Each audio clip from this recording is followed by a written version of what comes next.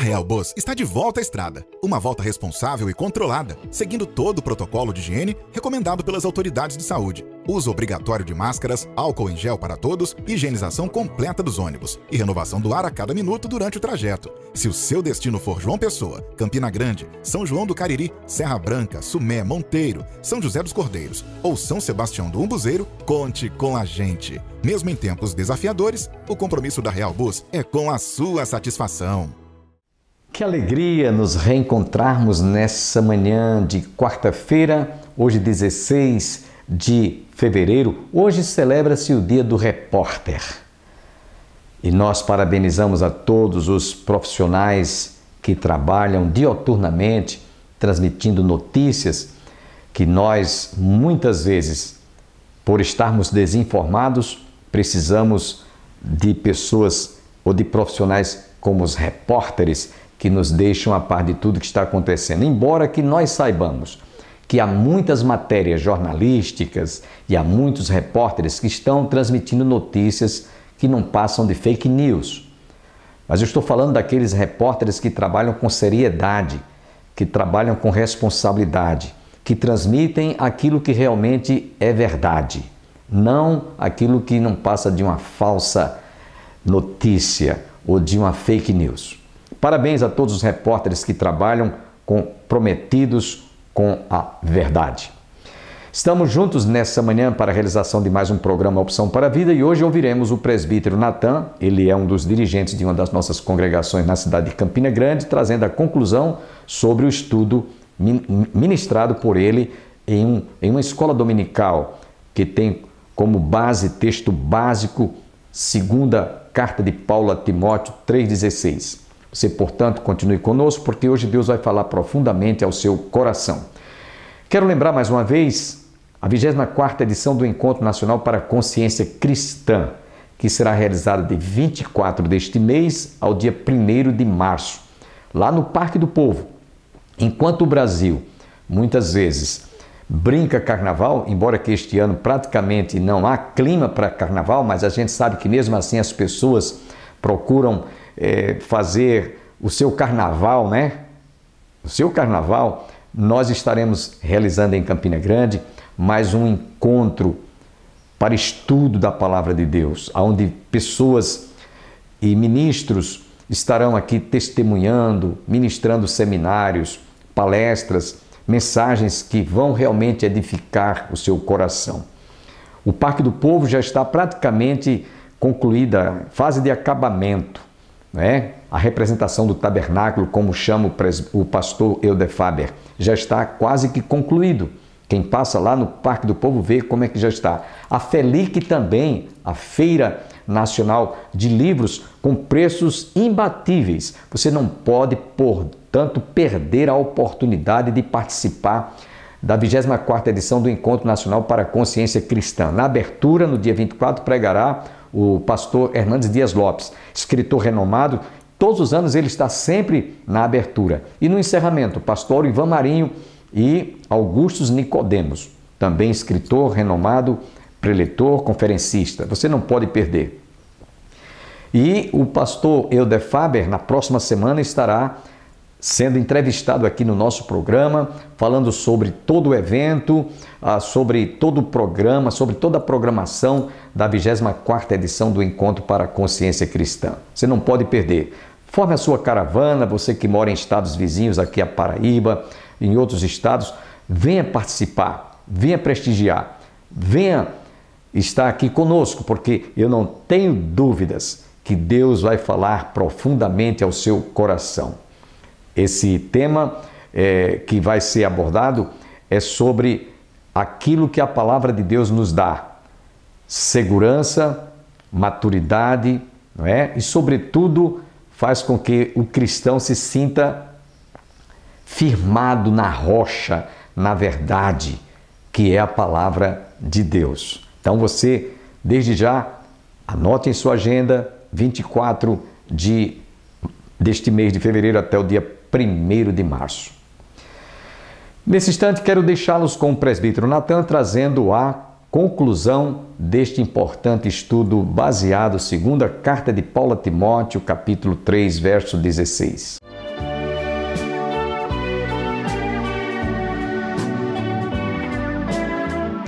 portanto, quando cometemos um crime ambiental, nós estamos degenerando aquela ordem que Deus deu a Adão de dizer: cultiva o jardim, guarda o jardim. Adão não está mais no jardim, Adão sequer está mais entre nós. Nós somos a sua descendência, mas nós temos uma terra para zelar e para criar. Ao homem Deus deu a responsabilidade de dirigir o restante da criação, mas sem destruí-la. E note que até nisso o homem falha. Mas bem, entenda então que justiça é quando a ordem que Deus colocou na criação, e com certeza na relação que o homem tem com Deus e com toda a criação, quando assim procedemos, somos justos. Esse é o resumo.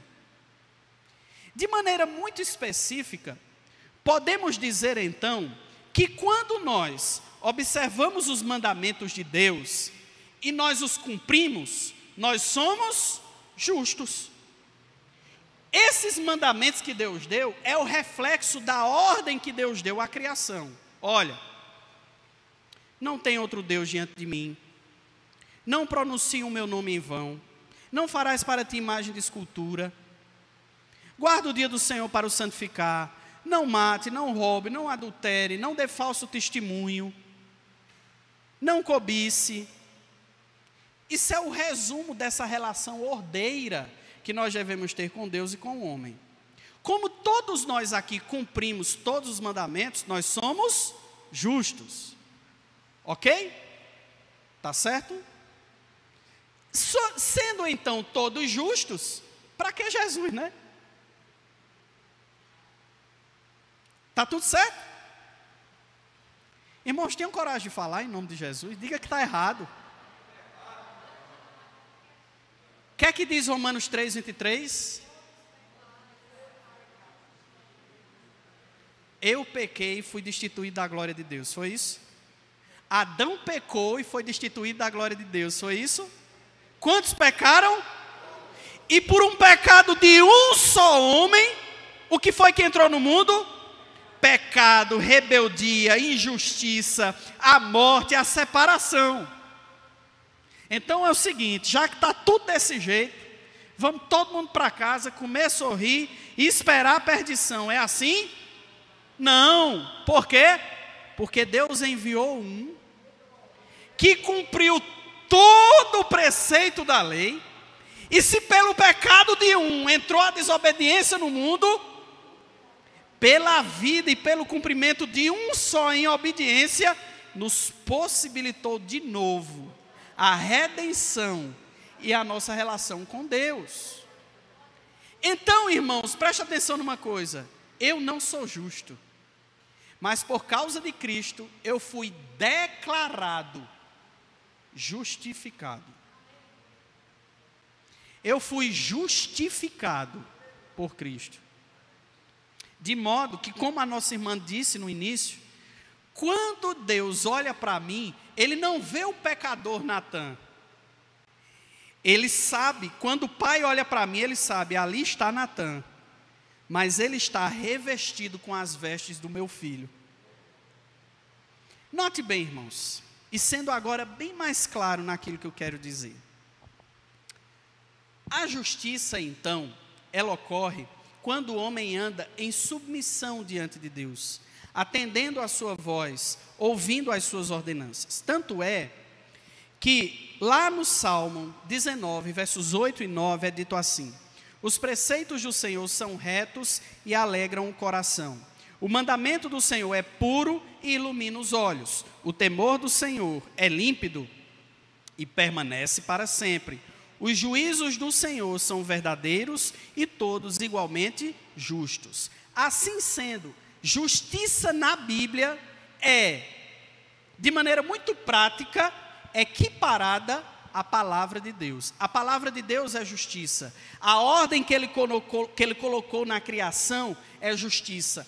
Prestem atenção, e eu sei que entre nós há pessoas que passaram pela instrução nos cursos de direito, nos cursos então de advocacia, e sabem que há séculos vem se discutindo o que é justiça no âmbito da filosofia do direito. Há séculos. é um grande exercício mental, uma grande reflexão mental para entender o que é a justiça. Na Bíblia isso é muito claro. Sabe o que é justiça? Andar conforme a vontade de Deus. Isso é justiça. Simples assim. Então, o homem, conforme nós vimos, ele naturalmente não é mais justo. O pecado ceifou a justiça do homem. Todos nós estamos destituídos da glória de Deus. A ponto até de Eclesiastes, capítulo 7, verso 30, declarar: contudo, não existe um homem tão justo sobre a face da terra que saiba fazer o bem sem jamais pecar. Veja então, irmãos, a relação que eu quero deixar clara aqui entre justiça e escritura. Como o homem teve todas as suas faculdades corrompidas pelo pecado, se não fosse a escritura, nós não saberíamos o que é justiça. Sabe por que os homens ficam batendo cabeça há séculos sobre o que é justiça, sobre o que é justo e o que não é? Porque a maioria da humanidade não atenta para a palavra de Deus. Porque na palavra de Deus é simplesmente isto que eu disse aos irmãos. Uma pessoa mantém a vida justa quando ela está subordinada à vontade de Deus e faz aquilo que deve fazer, pensa aquilo que deve pensar, sente aquilo que deve sentir. Quando fazemos isso, quando estamos nesse caminho, nós estamos no caminho da justiça. Porque foi então que Deus, em sua soberana vontade, no seu decreto, no seu conselho, estabeleceu a escritura como meio eficaz de educar nesse caminho da justiça. Por quê? Porque é na escritura, irmãos, que a palavra de Deus não sofre variação. É através daqui que de maneira clara, de maneira simples, ele nos comunica aquilo que nós devemos crer, sentir, falar, pensar, fazer. É através da escritura. Querem saber por quê que existe esse caos tão grande na igreja evangélica brasileira do século 21? Porque a Bíblia, ao invés de ocupar o centro da igreja, está se tornando cada vez mais adereço. Ela está ficando cada vez mais à margem. Como não se tem educação para a justiça através das escrituras, então todos os ditames do mundo estão invadindo as igrejas, a ponto de termos hoje no Brasil uma igreja que é dirigida por uma dupla. Eu não posso dizer que é casal, porque casal é homem e mulher. Homem e mulher. Casal é homem e mulher. Simbolicamente, casal é Adão e Eva. Esse é o plano de Deus para o homem. Nós temos hoje no Brasil uma igreja que é liderada,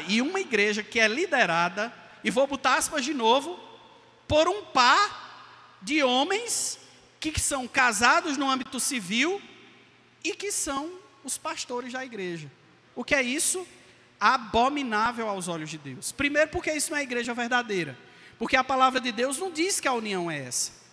Segundo, porque a igreja, conforme nós lemos em Deuteronômio, ela tem a responsabilidade simbólica naquele texto de Deuteronômio, zelar pela disciplina, por aquilo que Deus revelou. E como é que a igreja vai zelar por aquilo que Deus quer para nós, se a sua fonte que é confiável é a Bíblia, está ficando à parte? Deixa eu dizer mais uma coisa aos irmãos. Os irmãos me perdoem a franqueza. Me perdoem a franqueza. Estamos em poucos, na maior parte das igrejas que prezam pela palavra de Deus, estamos em poucos, entre outras coisas, porque está chegando aquele tempo em que os homens vão ter como um comichão nos ouvidos, que não suportarão a sagrada doutrina, a sã doutrina. E o que é que eles fazem? Procuram as igrejas genéricas, as igrejas falsas, as igrejas fraudulentas, de ao invés de tirá-los do caminho do pecado, enfatiza o pecado neles. Então, irmãos, se estamos em pouco número, eu não estou dizendo que aqueles irmãos que não estão entre nós, é porque estão nessa situação. Eu creio que os irmãos estão compreendendo o que eu quero dizer. Estou falando do ponto geral. Somos em poucos, porque nós somos o cumprimento daquilo que o próprio Deus disse. Ainda que os filhos de Israel sejam mais numerosos que os grãos da areia da praia, eu todavia salvarei apenas o remanescente. Remanescente é o todo? Não, remanescente é a melhor parte. Aí você pode dizer assim, mas presbítero Natan, isso é um texto que foi direcionado para Israel. É verdade. Vamos falar de outro texto? A porta é estreita. Qual é a porta que é larga? Aqui conduz. Quantos entram pela porta larga? A maioria. Diga lá, meu irmão.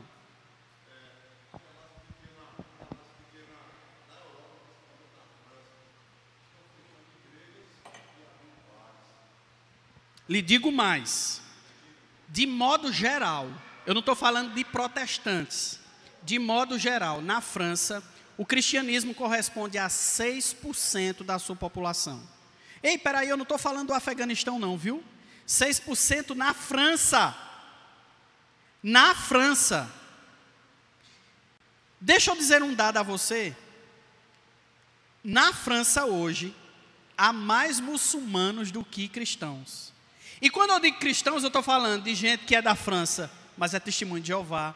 Gente que é da França, mas é católico. Gente da França, mas é adventista. Foi tudo colocado mesmo no censo, tudo com o nome de cristão. Todas essas denominações são 6%. Os muçulmanos são 7%. 7%. E igrejas estão fechando para se tornar bares, prostíbulos e casas de show. Presbítero, liga lá, meu irmão. Queria falar, levantou o braço e ele está olhando para trás. Ele levantou o braço, que eu vi. Estava espreguiçando. Então, irmãos, esta é a situação. A igreja precisa entender essa relação.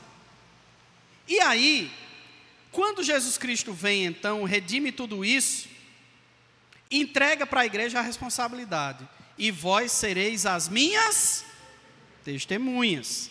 Assim sendo, toda a igreja é império, reino e nação. Nós temos a nossa lei, as Sagradas Escrituras. E temos o nosso líder, Deus, único e supremo Senhor. E o que é que nós somos? Embaixadores do reino de Deus nesse mundo. Levando a sua palavra, levando a Escritura, levando a sua lei, espalhando aquilo que então Ele requer de nós. A igreja é a embaixada que Deus colocou nesta terra. Nós somos estrangeiros aqui. Nós não somos daqui, mas estamos de passagem, fazendo o quê? Desenvolvendo uma missão. E assim, se alguém está em Cristo, é o quê? É nova criatura. Essa é a dimensão. Ora, tudo provém de Deus que nos reconciliou consigo mesmo, por meio de quem? De Cristo. E essa reconciliação envolve o mundo. Assim, irmãos, nós trabalhamos nesse mundo como agentes que propagam essa reconciliação entre Deus e o mundo. Somos os seus embaixadores. Que responsabilidade que nós temos. Que honra que nós temos. O Antigo Testamento nos dá ainda uma outra figura, comparando com a de embaixador. Sabe o que é que nós somos?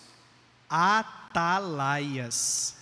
O que eram os atalaias? Eram as pessoas que ficavam em cima das cidades fortificadas, observando o perigo que viria.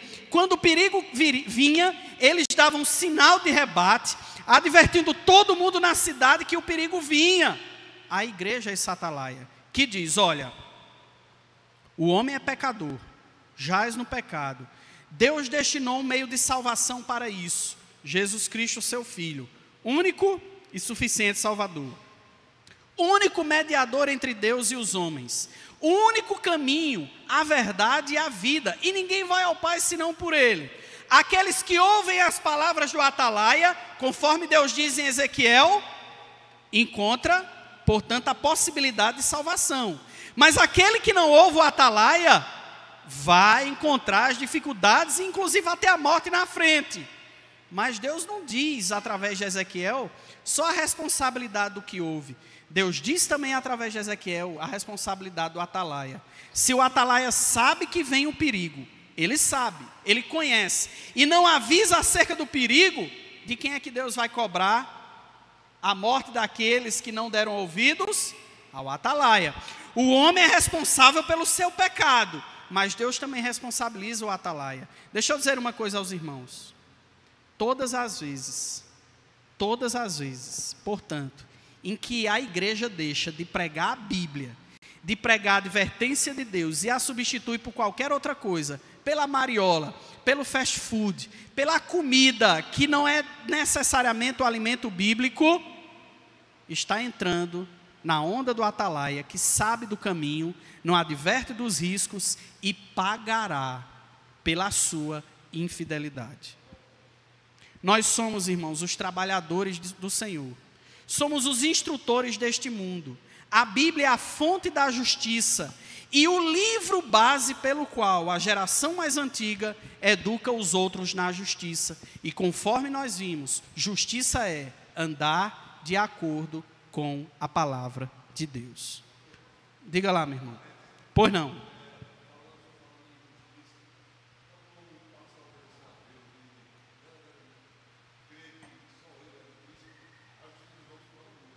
Sim, sim. Sim, exatamente. E se a justiça dos homens prevalecer sobre aqueles a quem o Senhor justificou, é porque algum artigo dessa justiça dos homens converteu-se em pecado. E é exatamente isso que a igreja é chamada a ser, fiel. Mesmo quando a lei dos homens é falha e querem nos provocar o pecado, mas por sermos embaixadores do reino de Deus, se necessário for, enfrentaremos a justiça corrompida dos homens, atendendo à justiça santa, que é a de Deus. Amém, irmãos? Eu quero encerrar com algumas coisas que nós já vimos de maneira muito prática aqui, mas quero fazer menção para que nós saiamos daqui com a memória disto. Primeiro, não há fé verdadeira e pura sem a Escritura. Desculpe, não há. Não há. Consequentemente, toda religião humana que não esteja de acordo com as Sagradas Escrituras não passa de vento de doutrina na melhor das hipóteses. E na pior das hipóteses, doutrina de demônios. Eu preciso dizer aos irmãos, não é difícil não. Os irmãos já viram que existem determinados cultos de templos evangélicos que parecem muito mais uma casa de umbanda. Um culto misturado, caótico, completamente desprovido da instrução do Senhor, cujo sermão não passam de viagens, muitas vezes alucinógenas, que a pessoa tem diante do divino, coisa que é o seu próprio pecado que criou. Por quê? Porque esses espaços deixaram de ter a Bíblia como centro. Além disso, precisamos entender, irmãos, que sabendo que Deus designou a palavra de Deus como fonte de sua revelação confiável, como pais, nós temos a responsabilidade de instruir os nossos filhos neste caminho que é o que o Senhor espera de nós. Como mães, as auxiliares desse processo, conduzindo os seus filhos, ajudando o seu marido a ensinar esses filhos a serem filhos obedientes no Senhor. Como igreja, entendermos que todos nós temos a responsabilidade de guiarmos uns aos outros na instrução, no caminho do Senhor, com os dons e talentos que Deus dispensou, não foi sobre alguns de nós, mas todos os crentes gozam dos dons do Espírito Santo. Eu tenho alguns, você tem outros, eu completo você, você me completa, você me discipula, eu discipulo você, e todos nós vamos nos discipulando na caminhada de Cristo aqui na terra como igreja, tendo os líderes que Deus estabeleceu na igreja, a liderança da igreja, como os pais mais experientes, aqueles mais responsáveis, aqueles a quem Deus destacou de maneira especial para esse processo. Como filhos, sendo responsáveis diante dos nossos pais, honrando-os em submissão. E como cristãos, todos nós somos ajudando-nos uns aos outros nessa caminhada. E uma última lembrança que eu quero fazer daquilo que eu disse hoje, e daquilo que eu quero deixar de maneira enfática.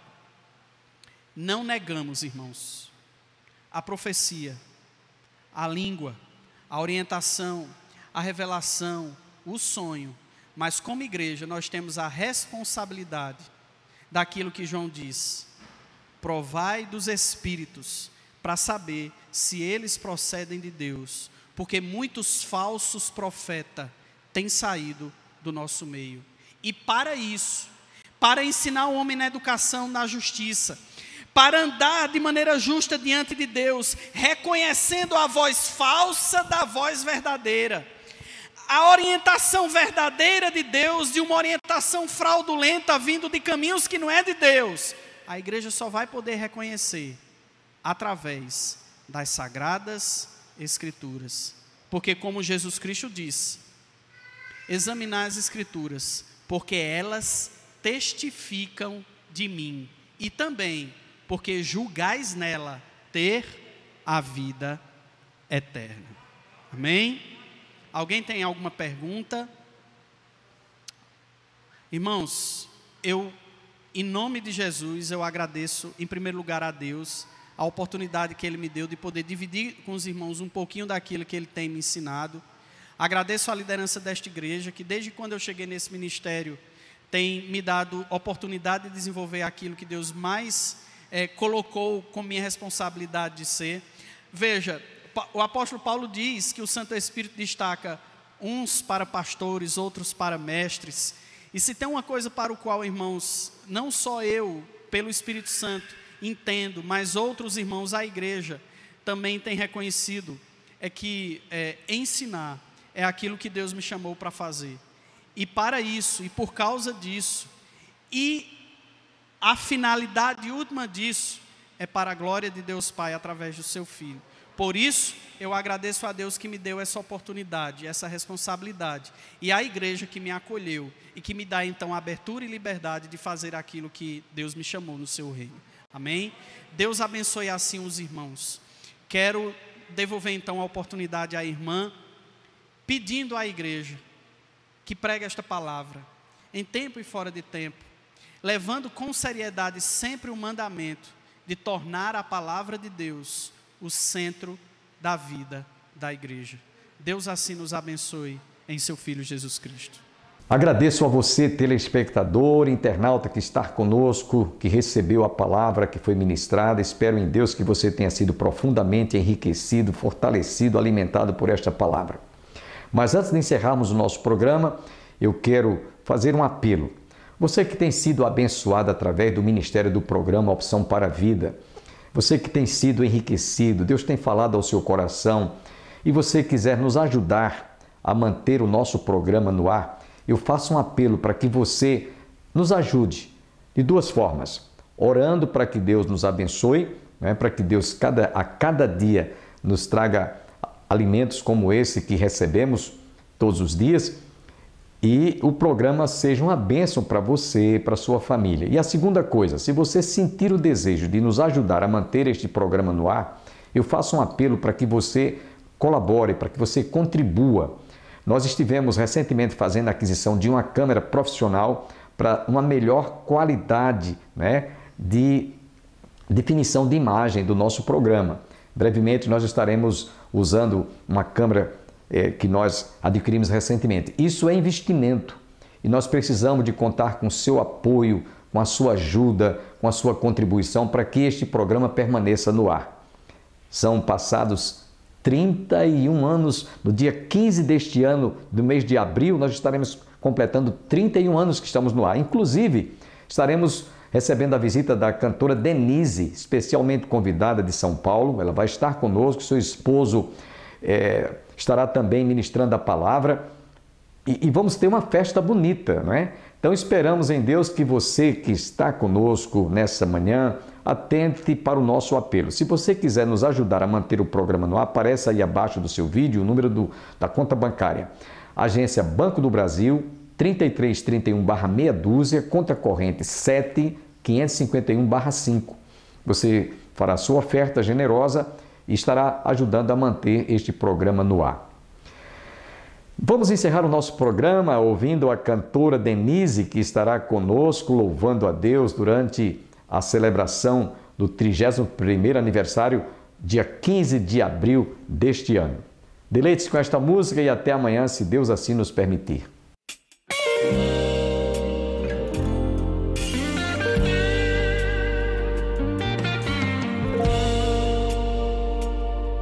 Te encontrei no mais sublime e doce amor. Você é pra mim precioso como uma flor. Teus cuidados deixarei nas mãos do Criador. Você é pra mim qual campo verde e flor. Quando estou junto a você me sinto bem. A minha alma se alegra em te ver. Não importa se alguém te desprezar, pois Jesus e eu amamos você. Amigo, ouça bem, não importa neste mundo o que tu irás passar. Se não me encontrar com você outra vez, mas quando eu chegar lá no céu te encontrarei. Amigo, ouça bem, não importa neste mundo o que tu irás passar. Se não me encontrar com você outra vez, mas quando eu chegar lá no céu te encontrarei. Quando estou junto a você me sinto bem. A minha alma se alegra em te ver. Não importa se alguém te desprezar, pois Jesus e eu